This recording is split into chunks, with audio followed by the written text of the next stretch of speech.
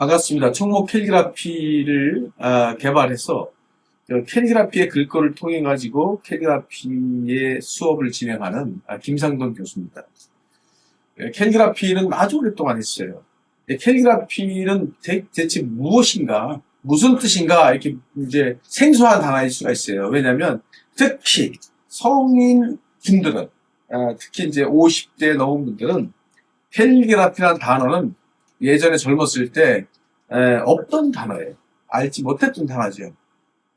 그럼 캘리그라피가 무엇이냐 했을 때 그 캘리그라피는 아름다운 글씨를 얘기하는 거예요. 그러니까 멋진 글씨. 우리 옛날에 그 손편지를 쓰잖아요. 그죠? 지금은 손편지를 안 써요. 왜 안 쓰냐면 이 핸드폰으로 손가락만 누르면 내 의사표시가 다 됐기 때문에. 근데 손가락만 눌러서 했던 카톡, 문자 이런 부분하고 예전에 썼던 손글씨의 차이는 뭘까요? 손글씨에는 감성이 들어가 있어요. 그러니까 글씨 하나하나에 감성이 표현이 되는 거죠. 이 문장에서 나를 굉장히 사랑하고 있구나. 또는 나를 더 슬프게 하는구나. 또는 나를 즐겁게 하는구나. 여러 가지가 있겠죠. 이런 부분들이 이제 감성이 표현되는 건 이제 손으로 쓰기 때문인 거예요. 손으로. 근데 지금 이 시대에 와가지고 우리가 핸드폰을 보지만 핸드폰에서는 느끼지 못하는 감성들이 있어요. 이게 굉장히 건조하잖아요. 그래서 이모티콘 날리고 또 글씨를 쓰면서 내 마음을 전달하는데 한계가 있어요. 그래서 우린 지금 이 시대에 손글씨가 유행하는 것도, 이 캘리그라피가 유행하는 것도 바로 감성에 대한 어떤 추억, 또 감성에 대한 요구사항, 뭐 이런 부분들이 적용된 게 아닌가 생각이 들어가요. 우리가 이제 이마트나 아니면 농협 하나로마트나 이런 데 가면 상품이 있어요. 뭐 미역이라든가 과자, 또 무슨 뭐 빵튀기, 뭐 어떤 라면 이런 게 다 있지만 그 안에 들어가 있는 글씨는 화획 자체가 아니에요. 거의 다 캘리그라피예요. 그래서 매운 신라면이다 그러면 더 맵게 표현을 해야 돼요. 그렇죠? 맵게 표현을 해야 되는 거예요. 달콤하다 그러면 허니 뭐 이렇게 돼 있다 그러면 더 달콤하게 표현하는 거예요. 그게 바로 감성 글씨예요. 그래서 우리는 감성 글씨가 이 현재 우리 사는 세상에서 엄청나게 많이 지배를 하고 있다는 거예요. 영화 제목, 타이틀이죠? 영화 제목. 또 하나는 북커버 디자인. 그러니까 북커버의 타이틀 같은 경우도 대부분 다 활자 쓰는 것보다는 캘리그라피 써요. 왜냐면 그 감성을 실어서 느낌을 더 전달하는데 더 상승 효과를 내고 있거든요. 그래서 캘리그라피가 필요하다는 거예요. 제가 이렇게 장황하게 캘리그라피가 왜 필요한지를 자꾸 얘기하는 건 뭐냐면 이 캘리그라피 수업이 수업으로서 끝나는 게 아니라는 거예요. 이 캘리그라피는요, 이 붓으로 거의 다 씁니다. 청목체는 붓을 통해서 캘리그라피를 한다는 거예요. 그래서 이 붓은 생소하죠. 왜? 우리는 볼펜을 씁니다. 볼펜을 통해서 여태까지 해왔던 것을 붓으로 캘리그라피 쓴다는 거는요, 여간 어려운 게 아닙니다. 그렇죠? 이 어려움을 왜 표현하니? 이 붓은 피압이 들어가 있거든요. 이게 말랑말랑하잖아요. 이렇게. 말랑말랑하잖아요. 그러니까 내가 이거를 어떻게 눌렀느냐, 어떻게 힘을 빼느냐에 따라서 손에 굵기가 틀려져요. 또는 얘를 천천히 갔을 때 오고 빨리 갔을 때 오고의 선의 느낌이 틀려요. 그래서 빨리 갔을 때는 날카롭죠. 천천히 갔을 때는 이 종이가 먹을 쫙 흡수해요. 그럼 이게 쫙 번지죠. 그죠? 번짐 효과. 또는 굉장히 천천히 이 속도가 굉장히 빨라요. 찍고 휙 가버리면 종이가 먹을 시간을 안 주는 거예요. 그 다음에 거칠게 나오죠. 그러면 거칠게 표현해야 될 단어들이 있어요. 자, 그래서 붓이 가지고 있는 거 피랍 있잖아요. 이거 피랍. 피랍을 가지고 다양한 느낌을 표현하는 거예요. 그래서 붓으로 쓰는 캘리그라피가 사실 굉장히 어려워요. 왜냐하면 펜은 딱딱하잖아요. 하드하기 때문에 피랍이 안 돼. 내가 그냥 평상시에 줘도 그 굵기가 다 나와요. 내 뜻과 상관없이 하드한 펜은 그 굵기를 유지할 수 있다는 거예요. 근데 붓은 내가 힘을 주게 되면 굵게 나오고, 적게 힘을 빼버리면 얇게 나오고, 속도를 빨리 하게 되면 날카로운 소리 나오고요. 속도를 늦게 하게 되면 번져가지고 이게 팍 퍼져가지고 쫙 나와, 이렇게. 네? 두껍게 하는데 이게 빠르다. 그러면 종이가 먹는 시간을 주지 않고 잽싸게 지나갈 거 아닙니까? 그러면 거칠게 표현해요.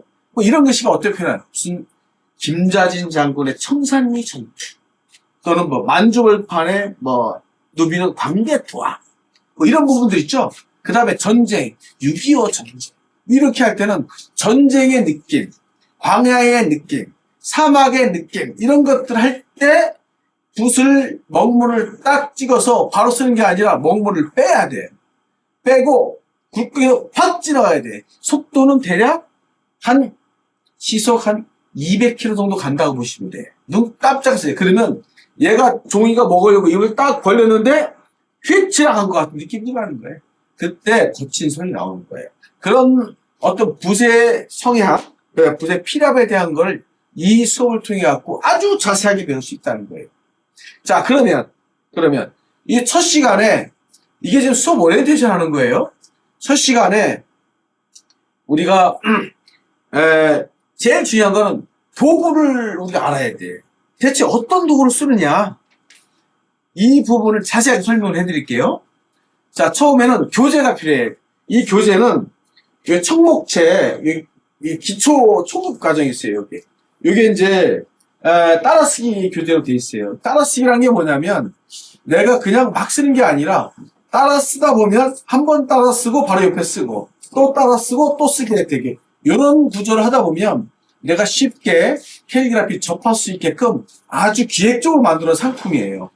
요거는 교본 문고나 인터넷 서점에서 찾을 수 있어요. 그러면 야, 이거 이 책이 지금 대략 값이 13,000원인데 아마 좀 쌀 거예요. 요 책을 가지고 초급을, 자음은 우리가 14자잖아요. 14자를 완파할 수 있다는 거예요. 그래서 기역부터 히읗까지 쓰는 거를 모음과 함께 조합해서 단어를 연습을 하는 거예요, 단어를. 그래서 그 단어를 어떻게 연습하냐면 단어를 붙여가지고 덩어리감을 만드는 디자인 원리까지 같이 들어가 있다는 거예요. 그래서 요 책을 보면 처음에 쭉 보면 이렇게 기역이 나와요. 이렇게 기역을 쓰는 법은 여기 자세하게 설명이 들어갔죠. 근데 이거를 직접 쓰면서 이제 설명을 드릴 거예요. 기역을. 그래서 기역과 관련된 단어들이 있어요. 갈무리, 그죠? 거위, 고드름, 구사일세. 다 기역이죠. 이 기역 쓰는 법부터 시작해서 그 다음에 또 다음에 니은이 들어가겠죠. 그죠? 니은이 또 들어가요. 이렇게. 여기 보면 니은이 또 들어가야죠. 여기 보면 니은이 또 있죠. 끝까지 가게 되면 이렇게 보면 지읒까지, 히읗까지 다 들어가 있어요. 그래서 이렇게 쓰다 보면 여러분들이 청목 정체를 배울 수 있어요. 자, 그러면 청목체는 몇 가지가 있냐? 첫째는 청목 정체예요. 여러분들의 정체를 배워야 돼요. 그러니까 정체를 배우다 보면 정체가 지류에서 포장마차 가서 술 한잔 했다. 그럼 이제 청목 흘림체가 되는데 우리는 그걸 가을체라 그래요. 이게 딱 넘기면은 이렇게 똑같은 갈물이지만 이렇게 흐림체가 나와요. 우리는 이걸 가을체라 그래요.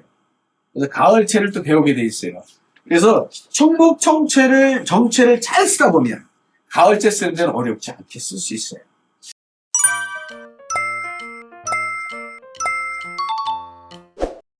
자, 지금 또 청목체를 들어가는데 재료가 뭐가 있는지 하나씩 설명해 드릴게요. 먼저 붓이 이제 제일 중요하죠. 그죠? 이 붓을 쓰는데 이 붓은 캘리 전용 붓이 있어요. 근데 보통 붓 몇 호예요? 이렇게 물어봐요. 그러면 보통 모나비 볼펜 검은색 모나비 볼펜을 하나 좀 갖고 있습니다. 여기 하나만 주실래요? 여기 하나만 주세요. 여기 있어요. 보통 모나비 볼펜을 자꾸 얘기해요, 제가. 그러면 모나비 볼펜 검은 부분 있잖아요, 여기. 요 길이가 모나비 볼펜 길이 정도가 돼야 돼. 이거보다 길면요, 안 써져요. 그러니까 캘리 전용 붓을 써야 된다는 거예요. 그래서 붓이 다 거기겠지 해가지고 문방구에서 사는 사람이 있어요. 안 써져요. 이게 돈을 2배로 버리는 거예요. 그래서 이거는 어디서 사냐? 인사동 가면 켈리 전용 붓을 달라 그래야 돼요. 근데 켈리 전용 붓에도 굵기가 좀 있잖아요. 굵기가 요 굵기가 가장 이상적이에요. 그래서 이 모나이볼펜 검은 부분을 가지고 요 정도의 크기를 구입을 하셔야 된다는 거예요. 이해되시겠죠? 또 하나 뭐냐, 이 붓은 인터넷에도 쓸 수가 있어요. 살 수가 있는데, 예, 우리가 참 어려운 게 뭐냐면, 붓은 물로 이렇게 굳혀가지고 말려서 팔아요. 물로. 그래서 이게 퍽 하게 되면 이제 퍼져요. 그러면서 붓이 먹물을 통해서 쓰는데, 이 붓을 잘못 사게 되는 경우는 굉장히 곤란한 상황이 발생해요. 붓은 우리가 저게 좋은 붓인지 안 좋은 붓인지는 써봐야 알아요. 근데 초보자들은 처음에 몰라요. 왜냐면 비싸게 주고 샀는데 이상하게 막 털도 막 빠지고, 그리고 얘가 안 일어나는 경우가 있어요. 이게 탄성이거든, 탄력. 붓을 딱 눌렀다가 저절로 딱 일어나줘야 돼. 근데 눌렀는데 지가 그냥 주저앉아버려. 이럴 때는 얘가 인조털이라는 거예요. 인조털. 천연모가 아니라는 거예요. 그래서 천연모를 써야 돼. 보통 이제 쪽제비털이나 또는 무슨 뭐 토끼털, 이런 걸 가지고 써요. 그래서 천연모가 많이 포함될수록 비싸져요. 그래서 보통 2만원, 3만원, 4만원 이렇게 가고요. 또는 이제 인조털이 많이 들어가게 되면 10,000원대가 있어요. 15,000원 뭐 이렇게 가고 돼요. 그렇지만 수명이, 이게 붓도 수명이 있어요. 그러니까 붓을 저 교수님, 저는 붓을 한 번 샀는데 제가 잘 관리해서 1년을 제가 안 바꾸고 썼어요. 그럼 붓이 좋은 게 아니에요. 연습을 안 하는 거예요. 연습을 안 하면 이게 마모가 안 되겠죠. 그죠?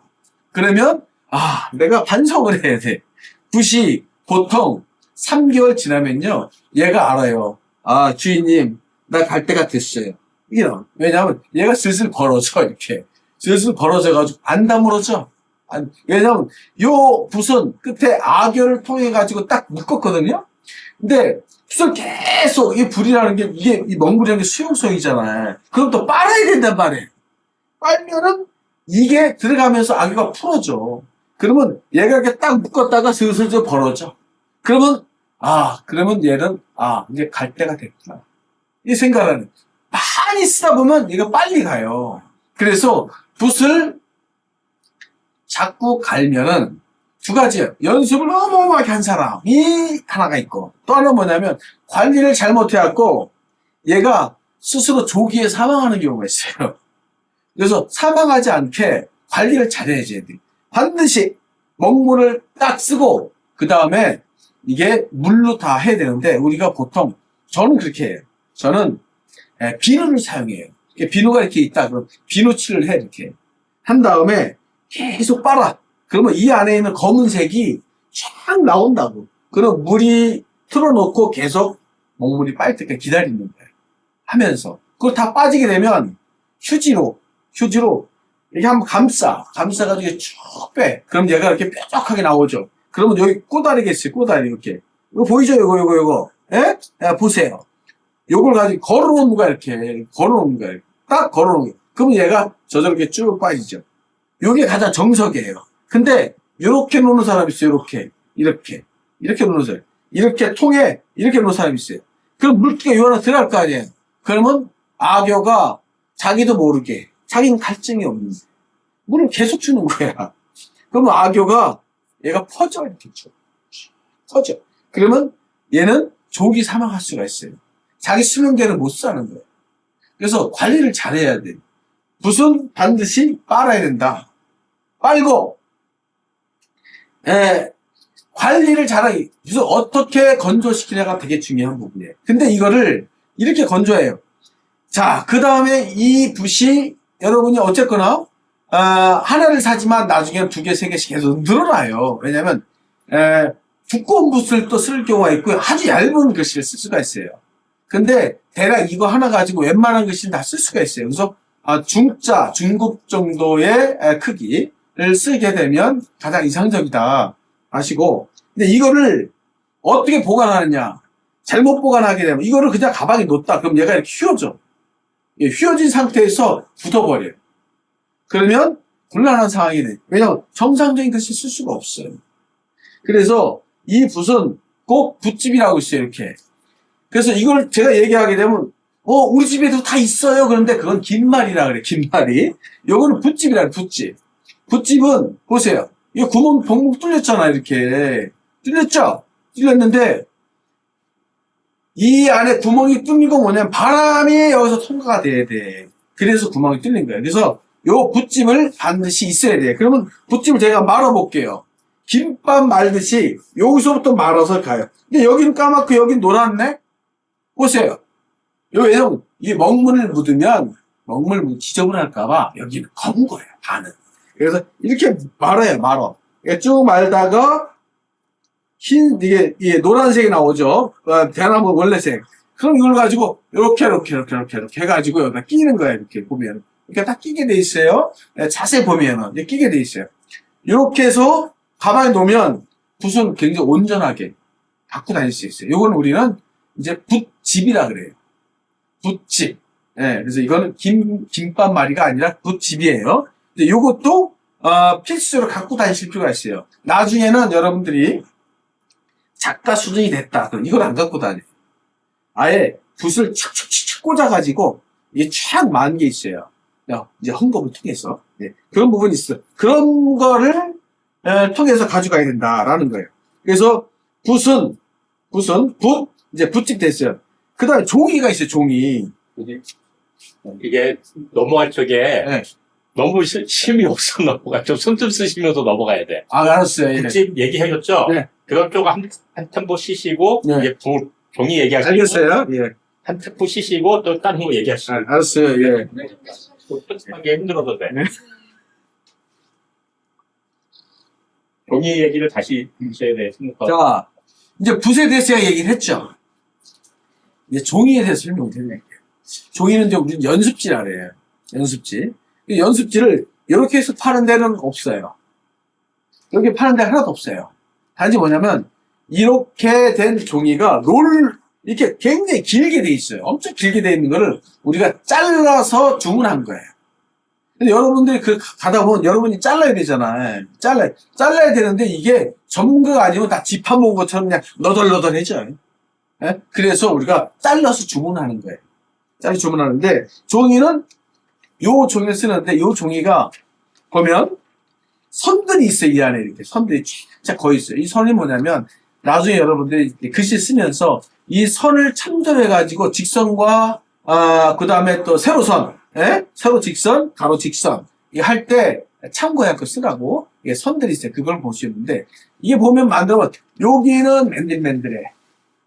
그리고 반대편은 거칠거칠해. 그리고 아니에요, 똑같이 저 맨들맨들하면 되지 왜 여기는 거칠하냐 이렇게 하는데, 거칠게 써야 되는 글씨가 있어요. 아까 얘기한 것처럼 붓이 확 지나가잖아요. 그러면 거칠게 표현할 때는 거친 종이가 훨씬 유리하거든요. 매끈한 면이 주로 많이 써요. 한 80%는 다 매끈한 면을 다 써요. 그러니까 내가 이렇게 손을 이렇게 딱 만져보면, 눈 감고 만져보면 이게 매끈한 면과 거친 면이 딱 나오는데, 매끈한 면이 앞면에, 전면에 이렇게 나쓰게 놓고 수업을 하셔야 돼요. 자, 그러면 종이는 이게 워낙 얇아요, 이게. 나착 있잖아요. 여기 얇잖아요. 얇은데, 이거는, 우리가 이제 요게 문진이라 그래요, 문진. 요거는 종이를 고정하는 역할을 해요. 문진 또는 서진. 문진 또는 서진이라 그래요. 그래서 우리는 이제 문진이라고 많이 해요. 근데, 요걸 눌러가지고 써야 얘가 울퉁불퉁하지 않게 고르게 나올 수 있다는 거예요. 요거는 한 사람당 2개씩은 있어야 돼요. 2개씩. 그래서, 비싸지 않아요. 그래서 요 2개를 이렇게 딱 놓고 쓰게 되면 펼친 상태에서 편하게 할 수 있죠. 그래서 요 문진, 종이와 문진은 사실은 하나가 돼 있어요. 하나가.